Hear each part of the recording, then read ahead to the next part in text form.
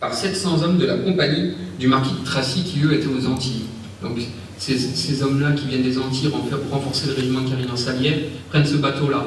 Moi, je n'ai pas d'illustration des bateaux qu'ont emprunté les soldats partis de La Rochelle, mais ils étaient tout à fait dans le genre de celui-ci. Donc on était sur des gréements qui étaient quand même assez massifs, mais disons que ça devait quand même tanguer pas mal. Hein. Donc la mission des soldats, une fois arrivés là-bas, au Québec, c'est quoi? C'est pacifier la colonie, d'abord.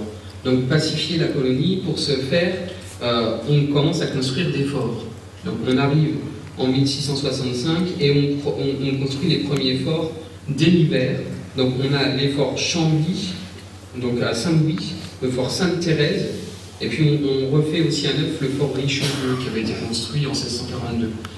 Donc vous avez ici le petit fort Richelieu, ici le fort Saint-Louis, et ici le fort Sainte-Thérèse de Chambly. Et en vérité, il se place ici, là, donc c'est à l'embouchure du Saint-Laurent, et vous avez ici les 5 nations, iroquoises. Donc on est vraiment à proximité des Iroquois, on vient les embêter chez eux, donc on essaye de se mettre à des points stratégiques au niveau des forts pour surveiller les passages qui pouvaient se faire, notamment par le Saint-Laurent. Et puis, une fois les forts établis, il s'agit de mener des expéditions contre les Iroquois. Donc la première expédition contre les Iroquois, elle a lieu durant l'hiver 1665. Bon, ça c'est une illustration, c'est pas cette campagne-là, ça c'est un combat qui a eu lieu plus tôt, mais on voit un petit peu la manière dont se battaient les Iroquois à l'époque. Donc les soldats partent contre les Iroquois en 1665, en hiver. Alors, bien mal leur prendre, c'est qu'en hiver il fait très froid au Canada, puis que là il n'y avait pas beaucoup de confort. Hein. Donc la faim et le froid ont causé pas mal de pertes en fait dans le rang des Français qui essayaient de regagner des camps qui avaient déjà été construits, ils n'arrivaient pas à les trouver. Ils essayaient de trouver les villages iroquois, ils n'arrivaient pas à les trouver. Par contre, ils ont caché leurs vivres et leur alimentation, et ça, les Iroquois, ils ont réussi à les trouver. Donc ils se sont retrouvés là-dedans, sur le lac Richelieu, etc. Et ils n'avaient plus de quoi manger. Donc là, cette première expédition, elle a été vaine. Ils n'ont pas réussi à les localiser, ils n'avaient plus de quoi manger, ils ont juste essayé de rejoindre leur camp, tant bien que mal, pour ceux qui arrivaient à survivre. Il y a une seconde expédition quand même qui est menée, mais on attend là 1666, donc 1 an. Et cette expédition a lieu en septembre, donc un petit peu plus tôt. Et celle-là, c'est l'expédition, la seconde et la dernière, c'est-à-dire que là, on arrive à trouver les villages iroquois, mais les Iroquois ont fui. Donc, on brûle leur village, et là, les Iroquois décident de faire la paix. C'est quand même bien, ils ont accompli leur mission au bout d'1 an, au bout de 2 campagnes. La première rencontre avec les Iroquois, puis en fait, ils ne les ont pas vraiment rencontrés parce qu'ils n'étaient plus là, mais ils ont réussi la pacification. Donc le traité de paix est signé. Alors là, c'est pareil, c'est illustratif, hein, l'image de droite. Mais on se serre encore la main aujourd'hui, donc c'est que... Voilà, le traité de paix conclu entre Sa Majesté le roi de France et avec les Iroquois de différentes nations, dont je ne risquerai pas de dire les noms, parce que je ne sais pas les prononcer. Mais donc, c'est la mission du régiment de carignan salière qui est accomplie dès 1666. C'est ça que faire. Normalement, là, les soldats, ils étaient censés rester 18 mois, ça fait déjà 3 ans qu'on les fait poireauter à Québec. Et ce qu'on décide, en fait, au final, Louis XIV, il décide de ne rappeler en France que ceux qui veulent bien revenir. C'est-à-dire que, pour encourager encore le peuplement de Nouvelle-France, on laisse le droit aux soldats de rester au Québec, et mieux que ça, pour ceux qui resteraient en Nouvelle-France, on leur promet des terres. Donc là, c'est vraiment dans le but de repeupler la colonie. Donc en gros, sur le bon millier d'hommes qui est arrivé en Nouvelle-France, il y en a une très bonne centaine qui décèdent en Nouvelle-France, dans les combats, ou de maladies, ou d'autres choses. Il y en a un peu plus de 400 qui reviennent en France, et il y en a 393 qui s'établissent au Canada. Donc 393 dans une colonie de 3 milliers d'habitants. C'est pas rien, c'est quand même 10% de population en plus. Et 10% d'hommes, parce qu'on avait bien les filles du roi, mais sans les hommes, c'est pas évident de peupler une colonie. Donc ces hommes-là, donc 393 restent au Canada, en a un peu plus de 200 qui se marient et puis qui laissent une importante descendance parce qu'en moyenne, ils ont 7 enfants par foyer. Hein. Donc ça permet quand même de pas mal peupler la colonie. Enfin, 7 enfants, c'est pas un record puisque les autres colons en ont en moyenne 8. Donc on essayait vraiment de faire en sorte de développer la colonie. Donc c'est difficile de quantifier la descendance des soldats du régiment de Carignan-Sallières aujourd'hui à Québec, mais on peut parler de plusieurs centaines de milliers. Hein. Et puis on a même ici dans la salle au moins une descendante ou deux, hein, deux descendantes d'un soldat, M. Delisle, hein, qui était soldat du régiment de Carignan-Sallières. C'est l'épouse de M. François et sa sœur. Alors je ne sais pas où elles sont. Voilà, elles lèvent la main. Vous voyez, vous avez des descendantes de soldats du régiment qui sont québécoises à l'origine, hein, qui sont venus s'installer en France, c'est ça. Qui sont revenus dans les sources. Donc ces soldats-là qui sont installés en Nouvelle-France, on peut savoir leur nom parce qu'on a un rôle. Donc là c'est juste le titre que j'ai mis. Le rôle en fait c'est le recensement qui a été établi en 1668 des soldats qui sont restés. Par contre, de là à retrouver leur origine en France, c'est quasiment impossible parce que les soldats à cette époque se nommaient par des surnoms. C'est le cas par exemple, vous voyez dans le document qu'on avait sur les deux soldats que j'avais repérés à Marsal, vous voyez, vous avez Jean Tougeron, dit Potvin. Donc c'est-à-dire que dans le registre, son registre de naissance, ça doit être M. Jean Tougeron, et puis s'il est arrivé au Québec, eh ben, ça doit être M. Jean Potvin. Donc si on n'a pas d'actes comme ça qui font le rapprochement entre le patronyme et le surnom, ben, c'est impossible en fait de retrouver leur origine en France. Enfin impossible n'est pas français, impossible n'est pas québécois non plus. Donc il y a quand même des historiens qui ont réussi à retracer quelques pédigrés.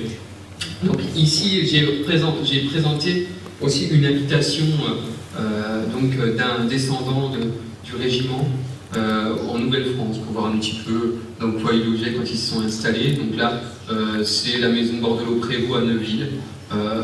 Celle-ci est construite en 1742, mais c'est à l'endroit de la maison construite par l'ancêtre soldat du régiment de Carignan. Bon, il faut savoir qu'il y a quand même, ça court pas les rues, les maisons du XVIIe siècle au Québec. Hein.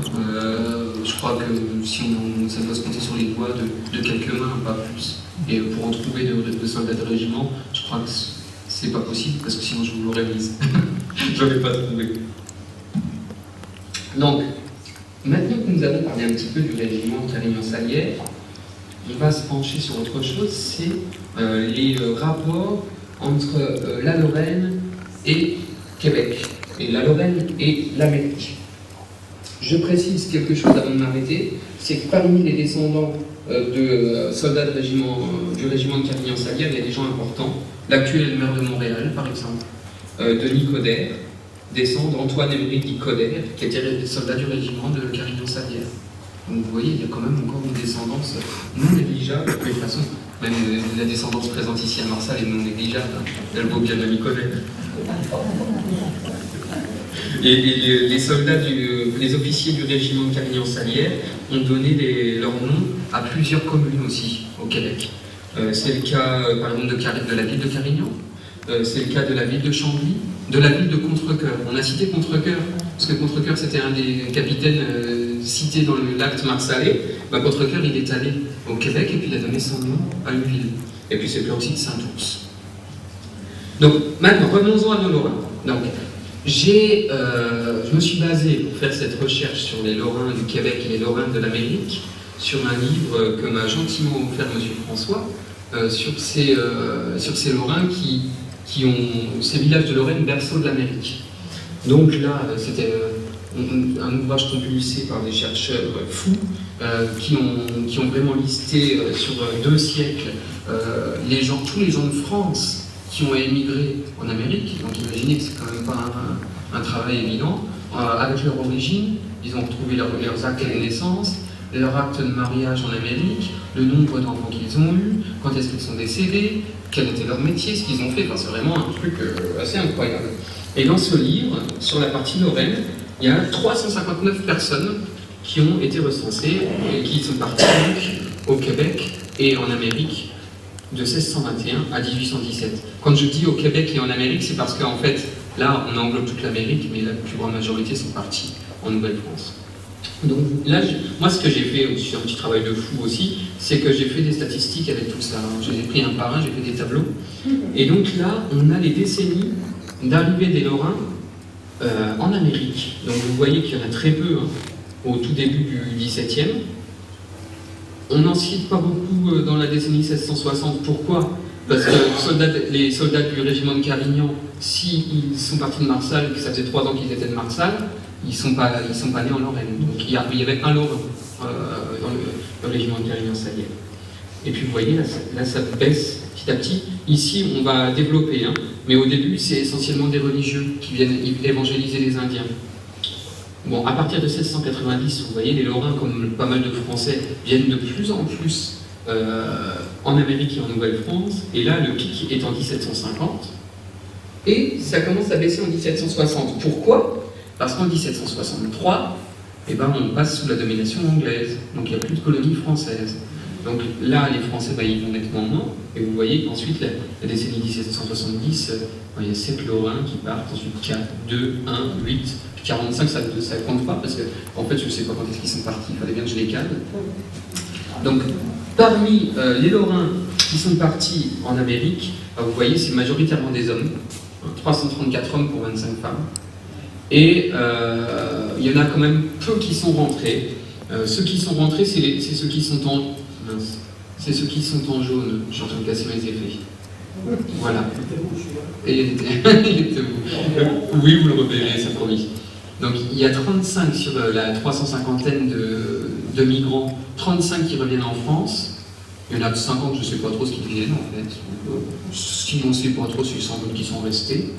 Il y en a 123 qui sont restés et 151 qui sont restés et qui se sont mariés. Donc vous voyez, c'est quand même, quand les Lorrains partent en Nouvelle-France, ils y restent généralement.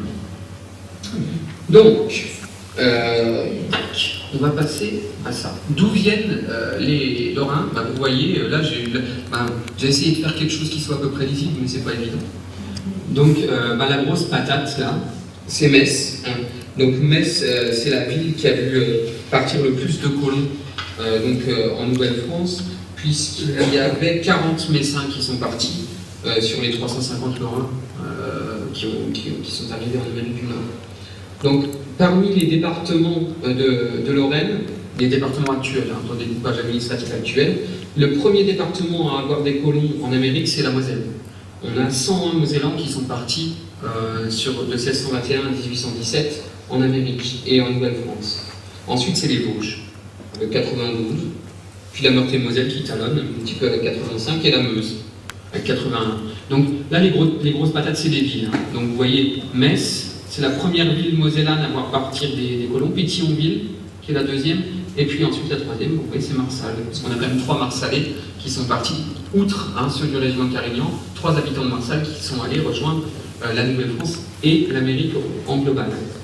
Donc vous avez les gens qui viennent de grandes villes, mais aussi de petits villages. Par exemple, en Moselle, il y en a qui sont partis de Marimont-les-Bénestrophes.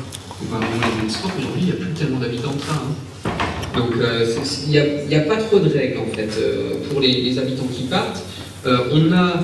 J'ai regardé un peu les métiers, mais en vérité je ne vais pas m'y attarder parce que c'est pas très très intéressant. On a pas mal de militaires quand même. La bonne moitié c'est des militaires. Puis après on a quand même une vingtaine de civils, une 18aine de membres du clergé et 9 figures. Et puis ensuite, c'est vraiment, dans les civils, c'est un peu tous les métiers. Il y a des métiers de bouche, il y a des notaires, il y a des charpentiers, il y a vraiment un petit peu de tout parmi les gens qui partent en Lorraine. Alors, c'est difficile d'établir les relations que les Lorrains de Québec avaient entre eux. Moi, je n'ai pas pu trouver j'ai trouvé aucun mariage, par exemple, au Québec, entre colons lorrains. Généralement, c'était pas le cas. Ils venaient puis ils se mariaient soit avec des personnes natives du Canada, soit avec des autres personnes qui venaient d'autres régions. Mais, par exemple, je trouve, là on sort du Canada, et j'ai trouvé par exemple à la Nouvelle-Orléans, au milieu du XVIIIe siècle, entre 1756 et 1759, donc en 3 ans, mention de 4 natifs de Bar-le-Duc qui se marient. Donc, 4 natifs de Bar-le-Duc dans une ville qui à l'époque compte 3000 habitants environ. Je pense qu'ils doivent se connaître. Donc il va y avoir des relations entre eux, mais c'est difficile à quantifier. Alors là, vous voyez encore, alors là les cartes sont vraiment très compliquées à lire, là je m'en excuse, mais c'est pas évident. C'est où se sont installés les colons lorrains. Donc, ça revient en arrière. Voilà, donc j'ai essayé de faire des cartes à peu près lisibles, mais c'est pas évident. Donc vous avez ici des colons qui se sont installés à Saint-Pierre-et-Miquelon, des colons qui se sont installés sur les îles Cap-Breton, et puis ensuite, là, vous avez cette petite zone qui est justement la zone du Québec. Donc vous voyez la ville de Québec, Sainte-Geneviève de Batiscan, Saint-François-du-Lac, Montréal, l'Assomption, Boucherville, Chambly. Donc toutes ces villes, ce sont des villes où se sont installés des Lorrains entre 1621 et 1817. Puis ensuite, vous voyez là un gros rectangle qui prend le nord de l'Amérique du Nord. Là, on a peu de colons lorrains, mais il y en a quelques-uns qui vont à Détroit et à New York. C'est principalement des hôpitaux militaires. On trouve mention d'eux parce qu'ils décèdent dans des hôpitaux militaires. Et puis quelques Lorrains qui partent aussi en Louisiane. Donc on en a beaucoup à la Nouvelle-Orléans, je vais en citer quelques-uns plus tôt, à Pointe-Coupée, à Mobile, à Saint-Charles-des-Allemands. Mais au fond, la grande majorité, 90% des émigrants lorrains partaient en Nouvelle-France. Alors je vais vous en citer quelques-uns, des émigrants lorrains qui ont été assez importants pour l'histoire du Canada. On va commencer par les tout premiers, ceux qui arrivent entre 1621 et 1636. À cette époque, donc là on est sur une quinzaine d'années, on nous compte que 7 Lorrains qui partent, et là en Nouvelle-France, et ce sont tous des clercs. 4 jésuites, 2 récollets, 1 cordelier, et ils sont censés évangéliser les Indiens. Sur ces 7 prêtres qui partent en Nouvelle-France, il y en a 5 qui reviennent en France. Donc le but c'était vraiment pas de coloniser, c'était vraiment d'évangéliser. Et il reste en gros, en moyenne, 4 ans. Donc parmi ces frères, on a le frère Guillaume Gallerand. Le frère Guillaume Gallerand, il est natif de Franconville, en Meurthe-et-Moselle, et il donne son nom à une rue de la ville de Bécorneau. Donc c'est pas inintéressant, il est resté un peu dans l'histoire. Et on en a un plus important, c'est le père Gabriel Sagard. Vous voyez ici par Gabriel Sagard, à Montréal. Et ce monsieur, il est natif de Sillémy, en Moselle, et il est resté au Canada 2 ans, pas longtemps. Mais par contre, ce qu'il a fait lui, c'est qu'il a publié des ouvrages de référence sur la Nouvelle-France. Il a publié Le Grand Voyage du pays des Hurons, et il a publié également le dictionnaire de la langue huronne. Donc au début du XVIIe, il n'y avait pas énormément d'ouvrages sur la Nouvelle-France, donc du coup, il fait partie intégrante de l'histoire aussi du Canada. Donc je vous ai dit qu'il y avait 7 religieux qui y sont allés, puis 5 qui sont revenus. Ce qui signifie, logiquement, qu'il y en a 2 qui ne sont pas revenus. C'est pas mal, hein, je compte encore bien. Donc parmi les 2 clercs qui ne sont pas revenus, ben, on a Louis Malot. Alors on ne sait pas trop d'où il vient en Lorraine, mais il est lorrain. Et il ne revient pas tout simplement parce qu'il décède dans un naufrage. Le naufrage du navire des petits jésuites en 1629. Et puis on en a un deuxième, c'est Jean Liégeois. Vous voyez le boulevard Liégeois ici sur cette diapositive. Jean Liégeois, il a une histoire un peu particulière. C'est un prêtre qui est natif de Verdun, qui débarque en Nouvelle-France en 1635, donc c'est vraiment les balbutiements de la colonie. Et là, lui, il évangélise les Indiens et il bâtit des maisons. C'était un prêtre bâtisseur, donc il était très apprécié. Et à une époque, à un moment donné, donc en 1655, il part à Sillery, donc au Québec, une ville de Québec, pour évangéliser les Indiens et leur construire un petit fort. Et puis il est assassiné par 7 ou 8 Iroquois le 29 mai 1655. Donc évidemment, le pauvre monsieur est scalpé et décapité. Ça, c'est ce que nous disent les archives, et les archives ont été confirmées par des fouilles parce qu'il a été inhumé sans tête dans la chapelle du collège de Québec, et ses restes ont été retrouvés en 1878, et en effet, il n'avait toujours pas retrouvé sa tête. Après ces prêtres qui sont arrivés dans les années 1620 et 1630, on a 22 autres Lorrains qui arrivent à Québec entre 1637 et 1673. 22, c'est pas énormément, hein. Et sur ces 22, il y en a 19 qui restent. Le tout premier Lorrain à se marier en Nouvelle-France s'appelait Claude Étienne. Il était natif de Gélacourt, en Meurthe-et-Moselle, et il a épousé en 1640, donc c'est vraiment les tout débuts, la fille d'un des premiers défricheurs de la ville. Donc il n'y avait pas grand monde de toute façon à épouser à l'époque. Le tout premier mariage de Lorrain, c'est lui. Donc 29 Lorrains viennent au Québec entre 1621 et 1673. Certains se marient et beaucoup laissent une descendance. Et là, on va s'arrêter sur un cas précis qui est le cas d'une Delmoise. Alors, on arrive un peu à la fin, hein, je vous avouerai. Et donc, avant de parler d'elle, je vous laisse savourer un peu encore mes cartes qui sont vraiment tirées par les cheveux. Hein. Donc, j'ai essayé de représenter ici tous les villes et villages du Saulnois qui ont vu des personnes partir en Amérique, donc principalement au Québec, mais aussi ailleurs. Donc, vous voyez Wittersbourg, Baudrecourt, je parlais de Marimont-les-Ménestrophes, Riche, Rondem. Et vous avez Marsal qui est un peu plus gros parce qu'on en a 3 qui sont partis. On en a qui sont partis en Louisiane, à Saint-Charles-des-Allemands, à la Nouvelle-Orléans, et on en a qui sont partis au Québec. Et vous voyez que d'autres villages et villes ont vu des gens partir. Vous avez un Castel-Salinois qui est parti à Québec, 2 habitants de Chambray qui sont partis également en Louisiane et au Québec. Et là, vous avez une petite liste. Alors, est-ce qu'elle est lisible? Je ne sais pas. Non? Bon, il faudra encore me croire sur parole. Bon, là, on ne va pas vous faire de catalogue, mais je vais vous retrouver, en fait, Château-Salin, Baudrecourt, Chambray, Delme, Gélicourt, Aboudange, Anton, Lagarde, Loudrefin, Mézières-les-Vic, Marimont-les-Ménestrophes, Marsal, Moyen-Vic, Homray, Oron, Riche, Vaxy et Wittersbourg. Et ce qui est assez amusant, par exemple, c'est qu'à Moyen-Vic, on a un monsieur... Ouais, on voit vraiment pas. On a un monsieur qui s'appelle Michel Schletter, qui arrive à Saint-Charles-des-Allemands en Louisiane en 1750, et à Marsal, on a une Marie-Françoise Henry qui part à la Nouvelle-Orléans en 1754 et qui arrive aussi à Saint-Charles-des-Allemands. Donc dans la même petite ville, on avait un Moyen-Vicois et une Marsalaise qui ne se sont pas mariés ensemble, mais je pense que ça devait être assez amusant à l'autre bout du monde de trouver des voisins. Donc je vous parlais d'une Delmoise. Donc cette Delmoise qui est partie en Nouvelle-France, elle s'appelle Catherine Delaveau. Donc Catherine Delaveau, là j'ai son acte de mariage qui a été établi à Montréal en, que je ne dise pas de bêtises, c'est noté dessus, 1650. Donc, là on le lit un peu plus, mais c'est en latin, alors c'est un peu malheureux. Anno Domini 1650, pour parler latin.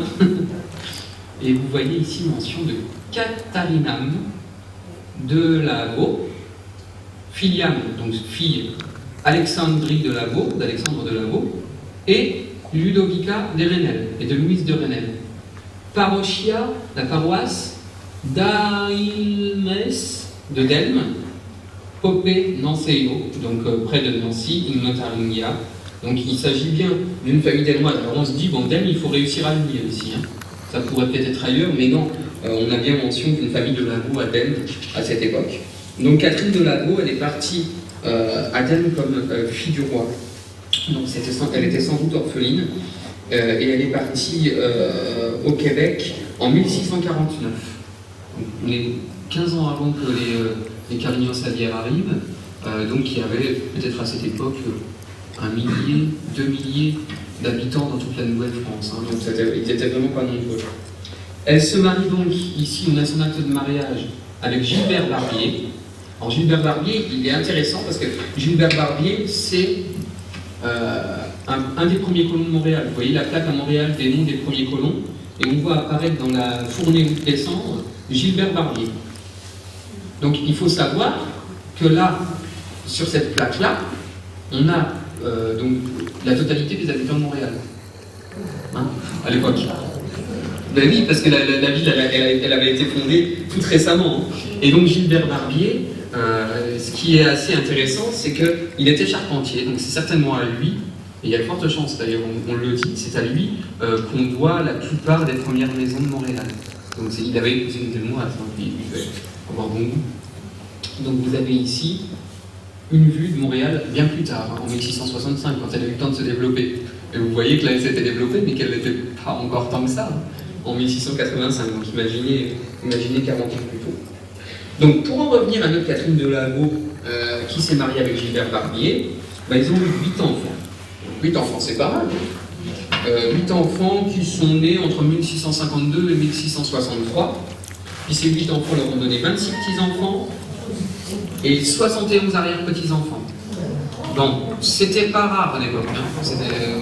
On était là pour peupler. Donc, imaginez que si en 2 générations, on passe de 2 personnes à 71 personnes, il faut s'imaginer qu'aujourd'hui, il y a quand même pas mal de descendants, rien que de notre petite Catherine de Lavaux. Donc, pour la totalité des Lorrains ou pour la totalité des soldats du régiment de Carignan-Salière qui restaient au Québec, ça se compte vraiment en centaines de milliers, si ce n'est en millions, mais là, je manquerai de modestie.